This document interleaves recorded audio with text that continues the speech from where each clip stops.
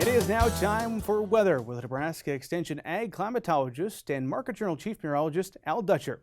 Well, Al certainly had a mild week as we look back as far as the weather goes, but what are things looking like as we turn to the days ahead? Well, Bryce, overall, we didn't have too bad of a week. We've had a lot of temperatures well above normal and a couple of days where we reached the 60-degree mark. Every time we got a frontal boundary passage to cool us down slightly, we had to deal with these high winds, and the only precipitation of any consequence that was received was really in the northern half of the Panhandle. And looking at the any rain network, anywhere from a trace to upwards of 9/100ths of an inch of moisture. And that leads us to the other issue with this dry condition, sort of resembling as we enter that period right before the big rains in the spring start to develop. We always deal with the high fire danger. In this circumstance, without the amount of snowfall that we've had this winter, very little of it to speak of, just have nothing to compress that grass down, and it's standing straight up. And with these dry conditions and these warm conditions, it's perfect ingredients for significant outbreaks of fires if the initiation is undertaken. So be very careful over this next week. We don't look like we're going to see much in the way of any significant moisture. So this high fire danger is going to continue at least for another week before we start to see a change in the pattern with storms coming in from the western United States.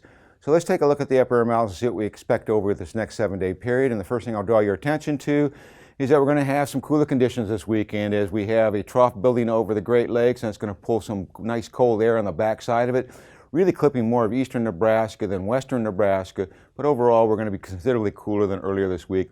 Low pressure in the panel has no moisture to work with. All of the moisture is to the east and to the north, and really it's disorganized and kind of flurry activity. By the time we get to Sunday, we'll start to see the shift of this trough a little bit toward the east, and that'll allow some warmer air from western Nebraska to start moving in. So instead of being in the 30s, we're probably going to be more in the 40s for the western two-thirds of the state and mid to upper 30s in the northeast, with snow flurries basically across most of the eastern and central Corn Belt. Now, as we get into Monday, we start building high pressure into our region. We're going to see a nice warm-up as the low pressure starts to develop over the western United States. That will allow southerly breezes to start flowing into our region, and we should bump up into the 50s with some 60s out in southwest and south central Nebraska. By Tuesday, this upper air low looks like it wants to cut off from the main northern jet stream. So we're going to see downsloping flows, fairly warm conditions, primarily 50s and 60s across most of the southern half of the state, more likely in the 50s across the north. We start to see some precipitation out west, but nothing organized across most of the central part of the country. By Wednesday, the GFS model basically takes this low very deep into the southwest. Do see a surface low starting to develop in northwestern Kansas.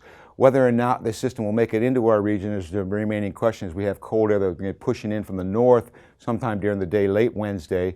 And as those two meet up, we'll start to see an organization of a storm system somewhere over south central portions of the Mississippi River Valley, and the low pressure over southeastern portions of Iowa will bring wraparound precipitation. So if this heads a little bit farther south, we're going to miss out on the precipitation. A little bit farther north, we'll see a more significant moisture in some portions of east central and southeast Nebraska.